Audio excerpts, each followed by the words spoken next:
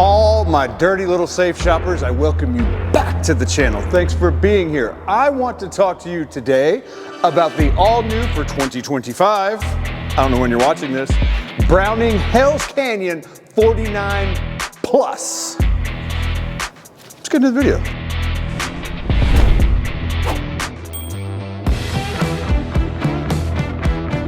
Listen to me, it's brand new for 2025, meaning this very particular model.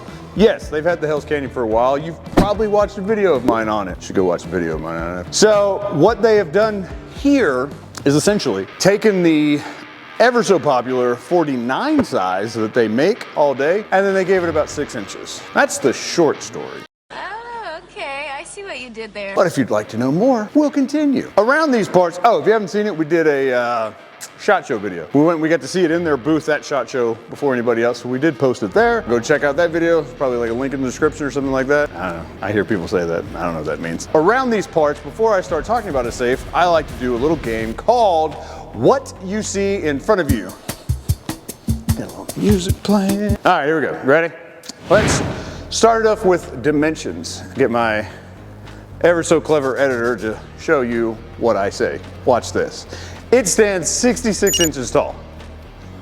It's pretty cool, right? It is 43 inches wide, and this particular safe is 25 inches deep. Now, before you go thinking that's gonna fit perfectly in your space, mind you, when we talk about depth in safes, things that they don't say on websites and brochures and things of that nature, 25 inches is from the back of the safe to the front of the safe, just the box itself. So, do me a favor, let's point it out to you. We need to add for external hinges, we need to add for the lock, we need to add for the handle, and in the back of this safe there happens to be a power outlet cord, which we'll get into, but we need to add for that. So I said 25 inches, is that right? Yes, there we go. We need to add 3.5 inches of overall depth. So when you now go back and measure that space, look for that. With that, this particular color, as you probably see in the wonderful B-roll footage, is something called textured charcoal. Exceptionally popular finish. Why? Well, one, it's cheaper than high gloss or things like that. Exceptionally durable as well, so it's not gonna get scratched up or beat up as easy as a high gloss safe, so that does make it pretty popular. Now, continuing with what you see in front of you, I already named the external hinges, which obviously gives us full swing, which we'll do here shortly. The lock. Right there, that is the S&G keypad. I think they called that their S&G top lit because when I push the light bulb, ding, little red light beams down so I can see it in the middle of the night if I'm having to get into it. Yes, this can be purchased and swapped over to whichever, a mechanical lock. Also made by Sergeant Greenleaf. Let's continue. The finish that you see there is black chrome, and if you look at the 3-spoke handle, that is also in the black chrome finish. These are some things that we see in front of us, but let's keep going. What you see without seeing, see without knowing? What you see? I gotta go back and watch Kung Fu. I don't remember what it was. Here we go. If you're too young, don't. If you're too young, you don't know what I'm talking about. It's a TV show. So this body is constructed of what's called 11 gauge steel. 11 gauge steel in the safe world is good. No, it is not a bank vault by any stretch of the imagination. No, this is not probably the safe for you if you're gonna put well over $100,000 worth of inventory. No, this is good. This is good when the average punk, that's what we'll call them today, is attempting to break into your home and forcefully take things that don't belong to them with them. Yes, we've seen this perform well because they're trying to use brute force with, I don't know, let's say they're gonna try to pry it or they're gonna try to beat on it and they found your old high school baseball bat that for some reason you still have. And they're sitting there whacking on it and they're trying to get into it and things of that nature. They're going to fail. 11 gauge is good for that type of purpose. The door is made from a 12 gauge steel, and with that you actually get another layer behind here of 10 gauge, which is thicker, than the body or the door. The 10 gauge is actually thicker, right? So we're adding to that. And again, we want to create as much strength as we can to defend against that brute force, even some of that drilling and prying, and if they want to take it that far, because those are the most common, far and away, attempts that people make to break into a safe. So with that, quickly, if they were to knock the lock off, thinking, hey, I'll just get in that way, great. There is an external reed locker, which is a large piece of steel. It's spring loaded like a mouse trap, and so if I beat on the door hard enough on the lock itself, I'll get that spring loaded mouse trap to eventually set off, and then this handle's just not gonna turn. Only the professional's gonna be able to come out and get you in at that point. If they think, hey, I found a drill in your garage, I found your little 12-volt Ryobi in your garage, and I'm just gonna go ahead and just work my way into that thing. Well, we've got this beautiful little hardened steel pin that once the drill bit comes at and it hits a cylindrical piece, which is what the pin is, well, the drill bit doesn't really have anywhere to get going. It gets penetration going, plus it's hardened steel on top of that. So then you're not actually gonna be able to drill to get to the lock body. So we've thought of some few things ahead of time, right? That is a good idea. Imagine that. So that is primarily what we see in front of us. Let's talk about this door some more, because that's where we're hanging out right now. Yes? So we've talked about the thickness of the steel, from which the door is created from. We talked about its hinges, locks, all that can be had. Yes, no problem. Let's talk about bolts. Because again, bolts are exceptionally important when we're shopping, because that's a level or a variant, of the security in which we're shopping for. So in this case, these max bolts, welcome Jason, these max bolts are on 3 sides of the door.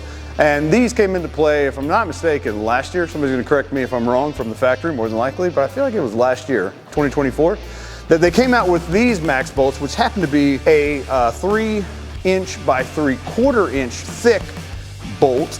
And again, projecting from 3 sides is doing a really good job when I have the door shut of making it exceptionally hard to get open. In this particular case, there are 9 of them. Top and sides here facing you are active, meaning they're, when you turn the handle, more like that, isn't it? When you turn the handle, they go in and out.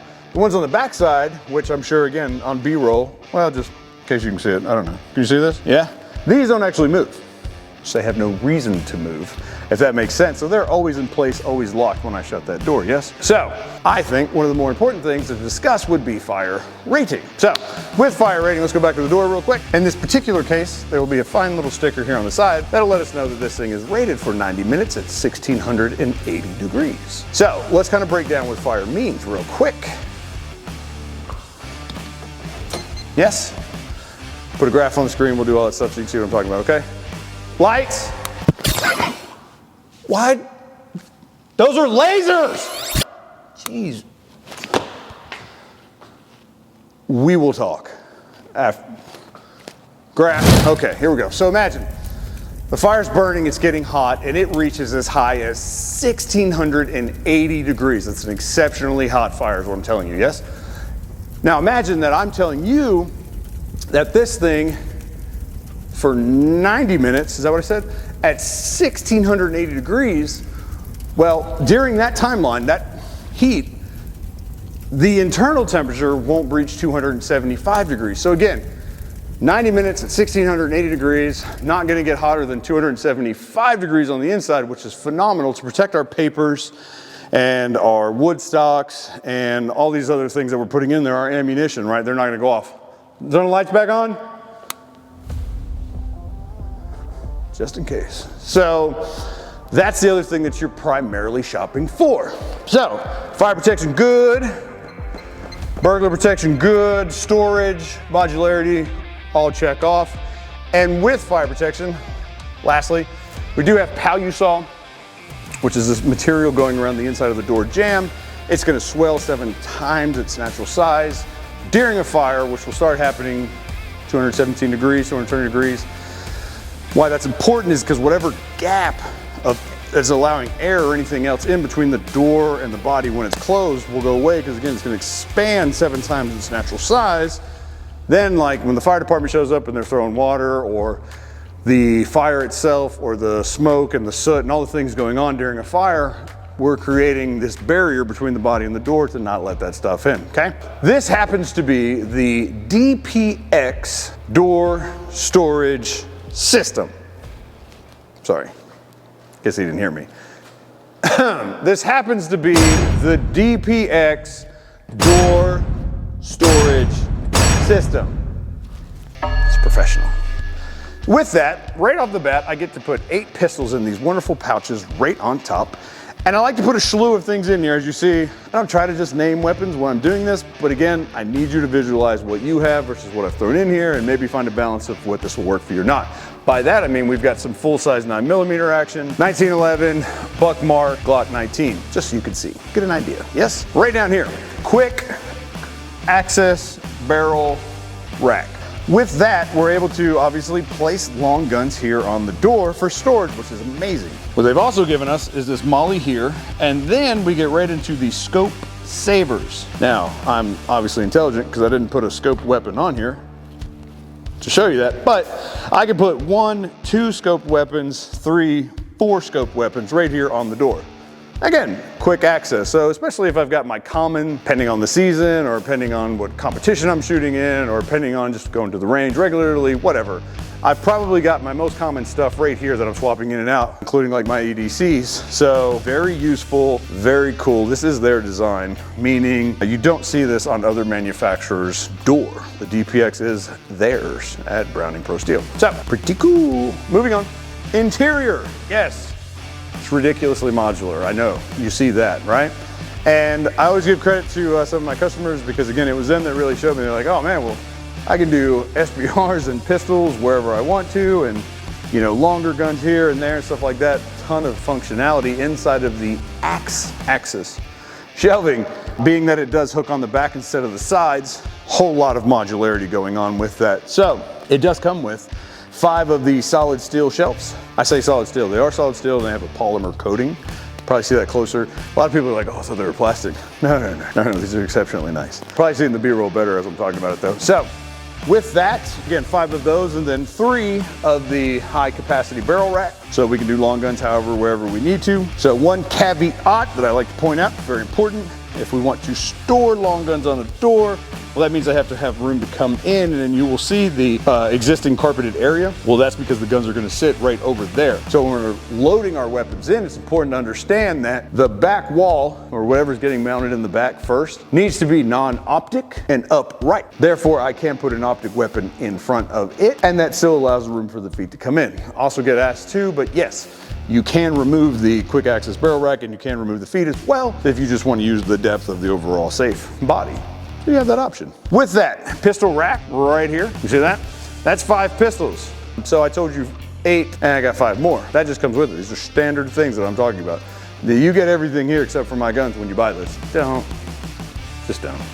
So what else do we have we're not talking about yet? Let's talk about the lights. Those come with it, the LED lighting. And so when the door shuts, it's pretty nice. It's just a switch. It covers it up and it goes away. And that is again stock, so that cord in the back that we talked about comes with it. So it can power things like that. And if you want to add a dehumidifier or anything of that nature. The floor is elevated. I do like to point that out. I think that's impressive. Because it is elevated, I'm not gonna bang anything getting in and out. There's 4 holes so I can bolt it down. So these are some really important things that when you're safe shopping, you're looking for. This cat hits the scales at 980 pounds. So just shy of 1,000, which for that kind of a size, and again, that kind of steel count, it's pretty nice. And of course, when it comes to price shown as is, that lock, this paint, all that jazz, this thing's coming in the market at $5,019. Make sure I got that right. This is where they correct me in case I'm wrong. So, again, this is your Hell's Canyon 49 Plus, new for 2025. If you have questions, comments, please ask away, call, email, comment section. And there's a notification bell, and there's like the thumbs up like thing, and then there's like the subscribe thing. There's all these things that you could be doing. We could be having a good time together. Think about it, just kick it around. I'm just saying, think about it. Robert A1EDU, and I'll see you on the next video. Thanks for watching.